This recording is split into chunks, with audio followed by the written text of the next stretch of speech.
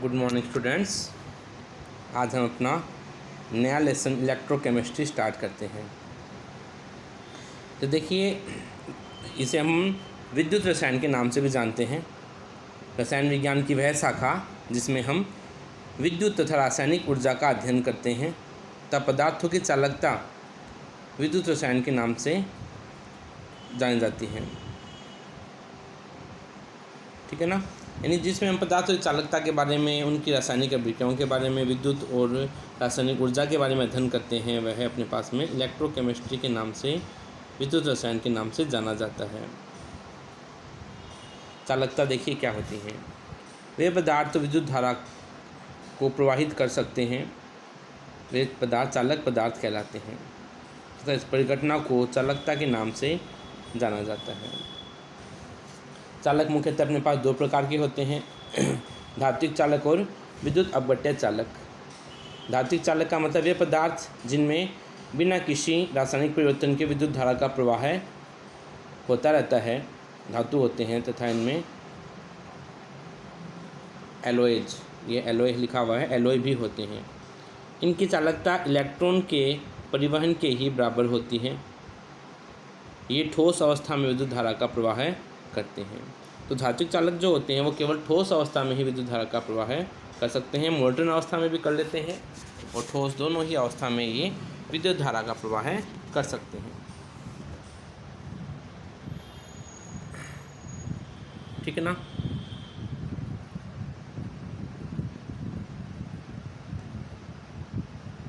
इसी प्रकार देखिए आगे अपने पास में है कि जो अपने पास में विद्युत अपघटनीय चालक क्या होते हैं।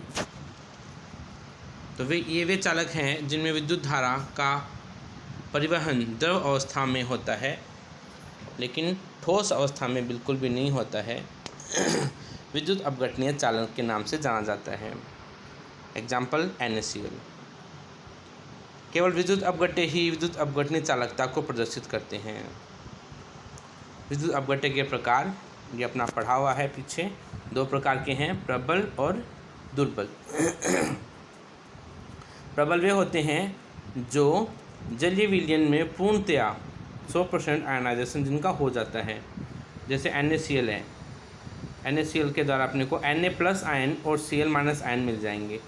इसका मतलब इनका आयनाइजेशन, आयनन पूर्ण रूप से हो चुका है। प्रबल अम्ल, प्रबल क्षार, प्रबल अम्ल तथा प्रबल क्षार से मिलकर बना हुआ लवण, प्रबल अम्ल का दुर्बल क्षार से मिलकर बना हुआ लवण, दुर्बल अम्ल तथा प्रबल क्षार से मिलकर बना हुआ लवण, ये इसके कुछ अपने पास में एग्जाम्पल्स होते हैं। दुर्बल विद्युत अपघट्य कौन से होते हैं? वे पदार्थ जिनका जलीय विलयन में 100% आयनन नहीं होता है, वे दुर्बल विद्युत अपघट्य के नाम से जाने जाते हैं। दुर्बल अम्ल, दुर्बल क्षार, दुर्बल अम्ल और दुर्बल क्षार से मिलकर बने हुए लवण इसके एग्जाम्पल्स होते हैं। विद्युत अपघट्य की चालकता को प्रभावित करने वाले कारक देखिए क्या क्या है। पहला है ताप का प्रभाव।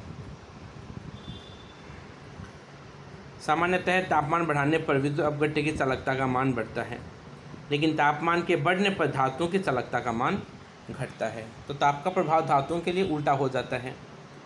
सांद्रता देखिए, अगर विद्युत अपघट्य की सांद्रता उच्च है तो विद्युत अपघट्य की चालकता कम होती है, और अगर विद्युत अपघट्य विलयन की तनुकरण होता है तो विद्युत अपघट्य की चालकता का मान बढ़ जाता है। मतलब सांद्रों के लिए तो कम होगा विद्युत अपघट्य का चालन, और जो तनु होंगे उनके लिए ज़्यादा हो जाता है। विद्युत अपघटनीय सेल देखिए, वे मेल होते हैं, ये अपने पास में सेल होते हैं जिनमें विद्युत ऊर्जा को रासायनिक ऊर्जा में परिवर्तन किया जा सकता है, विद्युत अपघटनीय सेल कहलाते हैं। यानी जो अपने पास में विद्युत ऊर्जा होगी उससे विद्युत ऊर्जा को ये रासायनिक ऊर्जा में परिवर्तन कर देते हैं। वोल्टमीटर के नाम से भी जाना जाता है विद्युत अपघटनीय सेल को। इस सेल में क्या होता है, एक जार होता है जिसमें 2 प्लेटिनम की इलेक्ट्रोड लगी हुई होती हैं।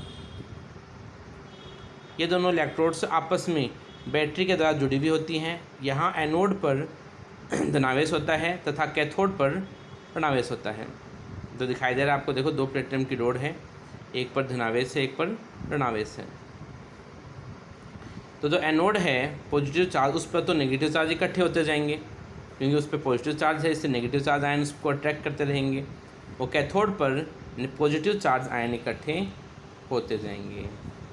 तो ये जो अपने पास में HCl का सॉल्यूशन है, इस पर जो पूरे विलियन में 2 आयन बनाएगा, H+ और Cl-।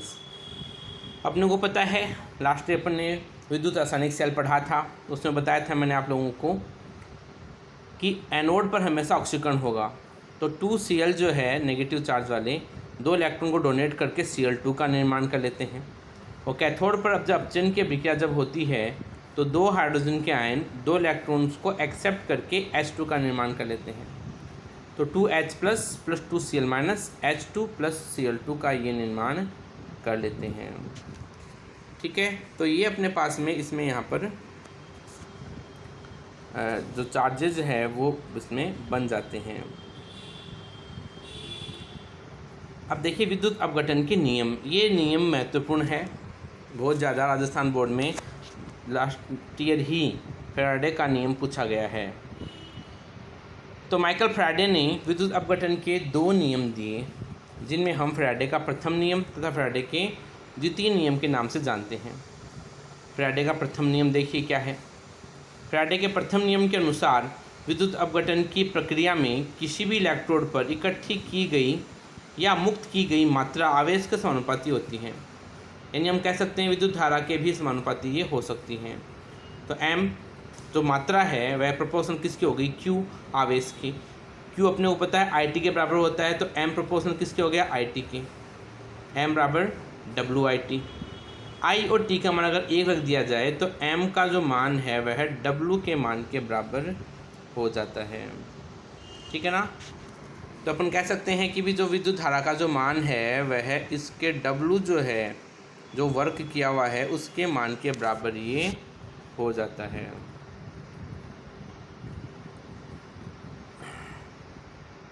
फैराडे का द्वितीय नियम देखिए आप लोग।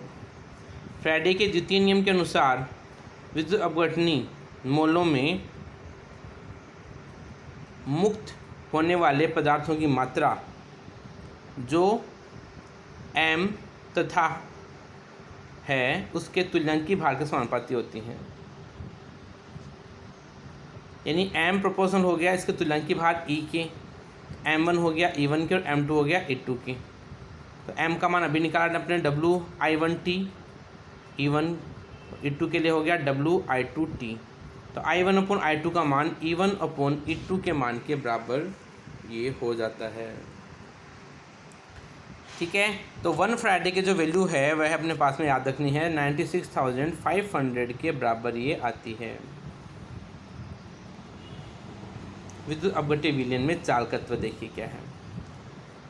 तो विद्युत अपघट्य का जो विलयन है धात्विक ओम के नियम का पालन करते हैं, ये दोनों ही।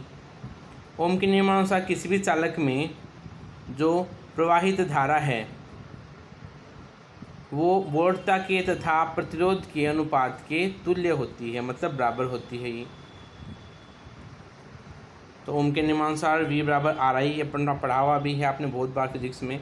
I बराबर E/R, V बराबर E के बराबर हो जाता है। तो हम कह सकते हैं कि चालकत्व जो है प्रतिरोध के विद्युत के अनुपाती होता है।